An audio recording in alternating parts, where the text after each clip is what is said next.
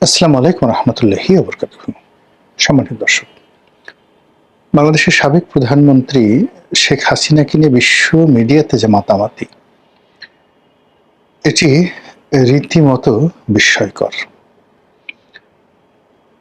আপনারা জানেন যে মিডিয়ার দৃষ্টি আকর্ষণ করা চারটিখানি কোনো বিষয় নয়। এই মুহূর্তে পৃথিবীতে খুব অল্প মানুষ রয়েছেন যারা সরাসরি মিডিয়াকে আকর্ষণ করতে পারেন রাজনৈতিক সেক্টরে। এবং সেক্ষেত্রে আশ্চর্যজনক ব্যাপার হলো, গত ২ বছরে যদি আপনি তামাম দুনিয়ার মিডিয়ার দৃষ্টি আকর্ষণ করেছে বা মিডিয়া ঝাঁপিয়ে পড়েছে ইন পারসন, সেক্ষেত্রে আপনি দেখবেন ১ নম্বরে শেখ হাসিনা। এখন ধরুন ডোনাল্ড ট্রাম্পকে নিয়ে প্রতিদিন খবর হয়, তারপর সৌদি আরবকে নিয়ে খবর হচ্ছে, ইরানের পররাষ্ট্রমন্ত্রী নিয়ে খবর হয়, জেলেনস্কিকে নিয়ে খবর হয়। এর কারণ হলো যুদ্ধের কারণে তারা রাষ্ট্র ক্ষমতায় আছেন এবং বৈশ্বিক পরিস্থিতিতে তারা প্রতিদিন এমন কিছু কর্মকাণ্ড করেন বা এমন কোনো ঘটনা ঘটে যে বিশ্ব মিডিয়া মূলত সেই খবরগুলো প্রচারিত করে। কিন্তু যদি ধরেন ইন পারসন ডোনাল্ড ট্রাম্প, যেভাবে তার পূর্বসূরি ধরুন ক্লিন্টন, হিলারি ক্লিন্টন, তারপর Joe Biden, George W Bush, আপনি গিয়ে দেখবেন যে এদের কারোর ব্যাপারে মিডিয়ার কোনো রকম আগ্রহ নেই। শেখ হাসিনার সাথে অনেক কৌশলগত গুরুত্বপূর্ণ রাজনৈতিক ব্যক্তিত্ব যারা ইতিমধ্যে ক্ষমতা হারিয়েছেন, যেমন ধরুন মাদুরো। তো ভেনেজুয়েলার প্রেসিডেন্ট মাদুরো এখন কোন অবস্থায় আছে আপনারা কি জানেন? আপনারা কেউ জানেন না।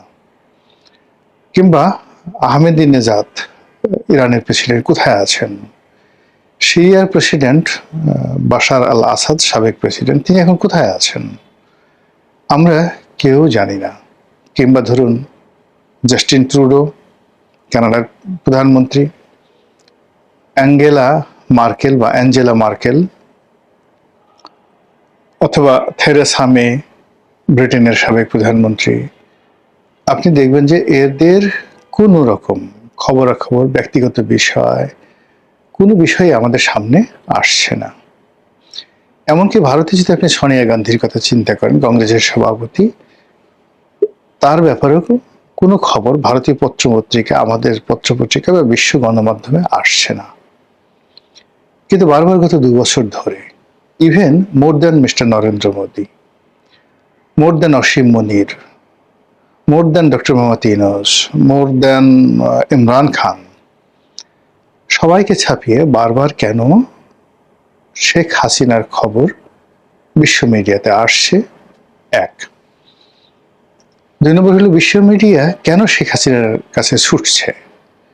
একটা ইন্টারভিউর জন্য, কিংবা ধরুন সে তো আবার ইন্টারভিউ নয়, সেটা কেবলই মাত্র কখনো লিখিত প্রশ্নের বা ইমেল প্রশ্নের উত্তর দেন, কখনো ভয়েস মেসেজ দেন। এই জিনিসগুলোর জন্য কেন বিশ্বের একেবারে যাকে বলা হয় এত বড় বড় মিডিয়া, সে ওয়াশিংটন পোস্টের মতো পত্রিকা, ইকোনমিস্টের মতো পত্রিকা, তারপরে আপনি ধরুন ব্লুমবার্গের মতো পত্রিকা, যেগুলোতে ২ কলমে একটা নিউজ ছাপানোর জন্য, ২ কলম ছোট্ট, ধরুন ১০০ ওয়ার্ড একটা খবর ছাপানোর জন্য বিশ্বের রাষ্ট্রপ্রধানরা, সরকার প্রধানরা পাগল হয়ে থাকেন। সেই পত্রিকাগুলো হাজার হাজার শব্দ সম্বলিত নিবন্ধ উপর্যুপরি কেন শেখ হাসিনাকে নিয়ে তারা প্রকাশ করছে? এখন এই বিশ্ব মিডিয়াগুলো কি বাংলাদেশের মিডিয়ার মতো বা ভারতের গদি মিডিয়ার মতো, যে তারা সবসময় ক্ষমতার পদলেহন করে? যদি তাই হয়, তাহলে শেখ হাসিনার তো এখন কোনো ক্ষমতা নেই। দ্বিতীয়ত হলো যে এই বিশ্ব মিডিয়াগুলো, তারা কি টাকায় বিক্রি হয়? হ্যাঁ, ক্ষেত্র বিশেষে কখনো কখনো টাকা, বিজ্ঞাপন, প্রমোশন তারা কাজ করে, কিন্তু একটা সার্টেন লিমিট। সেগুলো 99% ক্ষেত্রে কমার্শিয়াল অ্যাসপেক্ট, তারপরে ভবিষ্যৎ যে রাজনৈতিক জনমত গঠন করার ব্যাপারে কখনো কখনো কোনো পত্রিকা পয়সা খেয়ে ইন্টেনশনালি একটা দেশের পট পরিবর্তনের জন্য মার্কিন ডিপ স্টেটের এজেন্ট হয়ে বা অন্য কোনোভাবে তারা এই ধরনের জনমত তৈরি করে, কিন্তু কোনো ব্যক্তিকে যিনি কিনা ক্ষমতাচ্যুত হয়েছেন, তাও আবার গণ অভ্যুত্থানের মাধ্যমে, তাও আবার দেশে বিদেশে চলে গেছেন। আচ্ছা চিন্তা করুন, শেখ হাসিনা ভার্সেস অং সান সুচি। অং সান সুচির পিতা, তিনিও মায়ানমারের যাকে বলা হয় জাতির পিতা, জেনারেল নে উইন। দ্বিতীয়ত অং সান সুচি ব্যক্তিগতভাবে অক্সফোর্ড অথবা ক্যামব্রিজ, এখান থেকে তিনি পড়াশোনা করেছেন। শেখ হাসিনার চেয়ে তার সেই ক্যারিকেচার অনেক অনেক বেশি। যদি আপনি তার ইন্টারন্যাশনাল গ্লোবাল কানেকশন ধরেন, তিনি ইউরোপে বহু বছর থেকেছেন, অসাধারণ ইংরেজি বলেন। এই মুহূর্তে মানে ইংরেজি বলার ক্ষেত্রে, সাবলীলভাবে ইংরেজি বলার ক্ষেত্রে বিশ্বের যত রাষ্ট্রপ্রধান আছে, ইনক্লুডিং বর্তমান ব্রিটিশ প্রধানমন্ত্রী ডোনাল্ড ট্রাম্প, বারাক ওবামা, যারা যারা আছেন, এরকম 100 জন যদি আপনি রাষ্ট্রপ্রধানদেরকে আনেন, সরকার প্রধানদেরকে আনেন, বর্তমান এবং সাবেক, তার মধ্যে অং সান সুচির ইংরেজি উচ্চারণ, বাচনভঙ্গি, রিদম, যেটাকে বাক্যের মধ্যে সেডাকশন তৈরি করা, মানে একটা আকর্ষণীয় মোহময়তা তৈরি করার ক্ষেত্রে সেই অং সান সুচির তুলনাহীন। তিনি নোবেল পুরস্কার পেয়েছেন অতিরিক্ত, এবং মায়ানমারের প্রেসিডেন্ট ছিলেন। এখন সেই সুচি কোথায়? তাকে নিয়ে কেন গণমাধ্যম আলোচনা করছে না? সুচির পেছনে তো এখনো পর্যন্ত মার্কিন ডিপ স্টেট আছে। তাকে জেলখানা থেকে বের করা, তাকে ক্ষমতায় বসানো, এবং তার জন্য প্রয়োজনে সৈন্য সমাবেশ করা, বাংলাদেশের ভিতর দিয়ে নিরাপদ করিডোর তৈরি করে সেখানে মায়ানমার সরকারকে হটিয়ে দেওয়ার সমস্ত প্ল্যান আমেরিকার আছে। কিন্তু সুচিকে নিয়ে কেন ওয়াশিংটন পোস্ট কোনো নিউজ করছে না? কেন দ্য টেলিগ্রাফ নিউজ করছে না? সানডে টাইমস নিউজ করছে না? দ্য হিন্দু নিউজ করছে না? ডন নিউজ করছে না? তারপরে শাইটুং নিউজ করছে না কেন? বা টোকিও টাইমস নিউজ করছে না? নিউ ইয়র্ক পোস্ট কেন নিউজ করছে না? ইন্টারন্যাশনাল টাইম ম্যাগাজিন কেন নিউজ করছে না? কেন শেখ হাসিনাকে নিয়ে বারবার নিউজ করছে? এর কারণটা কি? দ্বিতীয়ত হলো যে এই আগামীর যে রাজনীতি, আমরা বাংলাদেশে যারা শেখ হাসিনাকে একেবারে অপাঙ্ক্তি মনে করছি, স্বরাষ্ট্রমন্ত্রী বলেছেন যে তিনি কে, তিনি কি, তাকে কি দেখা গিয়েছে, তিনি কি বেঁচে আছেন, মানে অ্যাজ ইট ইজ তিনি কে, তার শব্দ শুনেছেন কিন্তু তার কোনো বক্তব্য শুনেছেন কিনা। এই যখন তার ব্যাপারে তুচ্ছতা ছিল আমাদের দেশের মধ্যে, তখন রয়টার্সের সাংবাদিক তাকে প্রশ্ন করার জন্য সেই যে ইন্টারন্যাশনাল প্রেস ক্লাব আছে দিল্লিতে, সেখানে যেখানে ফরেন করেসপন্ডেন্স ক্লাব, সেখানে উপস্থিত হয়ে তাকে প্রশ্ন করার জন্য তিনি তীর্থের কাকের মতো বসে থাকেন। এই যে বিশ্ব গণমাধ্যমের যে তার যে আকর্ষণ, এই আকর্ষণের কারণ সরকারকে খুঁজে বের করতে হবে। দুটো বিষয় থাকে, যখন একজন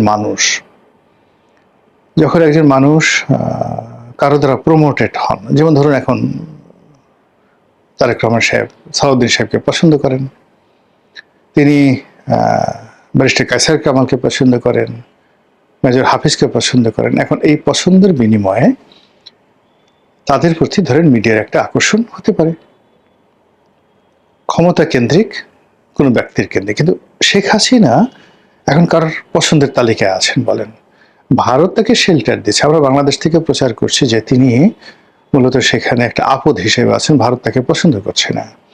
তো সেক্ষেত্রে যেখানে নরেন্দ্র মোদীর কোনো বক্তব্য, তার খবরাখবর পত্রপত্রিকাগুলো প্রকাশ করছে না, ইভেন ভারতের যে সকল নাকুচু পত্রিকাগুলো রয়েছে, যেমন ধরেন আনন্দবাজার, সাপ্তাহিক দেশ, তারপর ইলাস্ট্রেটেড উইকলি, যেগুলো খুব নাকুচু পত্রিকা ভারতের, দ্য হিন্দু, এ সকল পত্রিকায় কিন্তু নরেন্দ্র মোদীর খবরই ছাপাচ্ছে না। সেখানে কেন বারবার সেই শেখ হাসিনার বক্তব্য ছাপা হচ্ছে?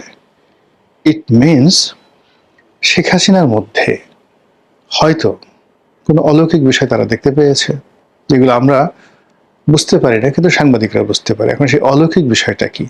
মানে তিনি কি আল্লাহর ওলি, তিনি কি গাউস কুতুব? Not like that. অলৌকিক বিষয় হলো যখন বহু মানুষের দোয়া থাকে, বহু মানুষের সমর্থন থাকে, এবং কোনো ব্যক্তিকে কেন্দ্র করে বহু মানুষের আকর্ষণ থাকে কোনো একটা ব্যক্তি বিশেষ, তখন সারা পৃথিবীর যে প্রচার মাধ্যমগুলো স্বয়ংক্রিয়ভাবে সেখানে রেসপন্ড করে, এবং এটাই অলৌকিকত্ব। একজন কালো মানুষ যতদিন পৃথিবীতে জীবিত ছিলেন, নেলসন ম্যান্ডেলা, আমরা সারা দুনিয়া তার ব্যাপারে পাগল ছিলাম। মার্টিন লুথার কিং নিহত হয়েছেন, কিন্তু আমরা এখনো পর্যন্ত তার বক্তব্য, তার কথা শুনলে পাগল হয়ে যাই। একজন মোহাম্মদ আলী ক্লে কত আগে ফাইটিং করেছেন, মারা গিয়েছেন, কিন্তু এখনো পর্যন্ত আপনার সামনে যে কোনো চলচ্চিত্রের স্ক্রিপ্ট থাকুক না কেন, কিন্তু মোহাম্মদ আলী ক্লের যখন কোনো ফাইটিং চলে আসে, মানুষ কিন্তু সেটাই দেখে। একজন মাইকেল জ্যাকসন, এখনো পর্যন্ত তার কোনো ক্লিপ, এমনকি তার কোনো কপি, তার কোনো লুক এ লাইক যদি আসে, আমরা সাথে সাথে দেখি। তো সেই ক্ষেত্রে শেখ হাসিনাকে নিয়ে এই যে বিশ্ব গণমাধ্যমের যে আকর্ষণ, আমার দৃষ্টিতে এর মধ্যে কোনো অর্থনৈতিক বিনিয়োগ নেই, এর মধ্যে কোনো রকম যাকে বলে লবিং গ্রুপ নেই, এর মধ্যে কোনো রকম ইনফ্লুয়েন্স নেই। এখানে যে স্বতঃস্ফূর্ততা রয়েছে, সেই স্বতঃস্ফূর্ততার প্রথম কারণ হলো বহু সংখ্যক মানুষের ডিজায়ার, স্বপ্ন, কল্পনা, ভালোবাসা হয়তো শেখ হাসিনার মধ্যে আছে। এই গেল এক। ২ নম্বরে, আগামীর যে রাজনীতির সমীকরণ বাংলাদেশে, সেই রাজনীতির সমীকরণে কোনো অবস্থাতেই বিশ্ব media without Awami League, without Sheikh Hasina কোনো বিকল্প তারা দেখতে পাচ্ছে না। ৩ নম্বরে যেটা, সেটা হলো এখানকার যে ভৌগোলিক অবস্থান, এবং এই ভৌগোলিক অবস্থার কারণে পৃথিবী উত্তাল হয়ে যেতে পারে, দক্ষিণ পূর্ব এশিয়া উত্তাল হয়ে যেতে পারে যদি বাংলাদেশে সমস্যার তৈরি হয়। সেটা জঙ্গিবাদ বলেন, সেটা এই অঞ্চলে দুর্ভিক্ষ বলেন, কিংবা এই অঞ্চলে সেই বিদেশি শক্তির আধিপত্য বলেন, কিংবা ভারত, মায়ানমার, পাকিস্তান, এই দেশগুলোর মধ্যে যদি বাংলাদেশের ভূমি নিয়ে অন্তর্দ্বন্দ্ব শুরু হয়, এই পুরো সাউথ ইস্ট এশিয়া নয়, পুরো এশিয়ার যে রাজনীতি এলোমেলো হয়ে যাবে। 18 কোটি মানুষের ইকোনমি, 18 কোটি মানুষের দেশ। তো কাজেই সেই ধরনের একটি পরিবেশ পরিস্থিতি থেকে একটি দেশকে, একটি অঞ্চলকে রক্ষা করার জন্য বিশ্ব গণমাধ্যমের যে একটা দায়বদ্ধতা, সেই দায়বদ্ধতার জায়গা থেকে তারা তাদের যে প্রজ্ঞা, তাদের যে পাওয়ার অফ জার্নালিজম, তারা সেখানে বুঝতে পেরেছে যে আওয়ামী লীগ এবং শেখ হাসিনা এর কোনো বিকল্প নাই। সে কারণে কি হচ্ছে, বারবার ঘুরে ফিরে দিল্লি, শেখ হাসিনা, আওয়ামী লীগ, এটি বিশ্ব মিডিয়ার প্রাসঙ্গিক হয়ে যাচ্ছে বিশ্ব মিডিয়ায়। আমার কাছে তাই মনে হচ্ছে।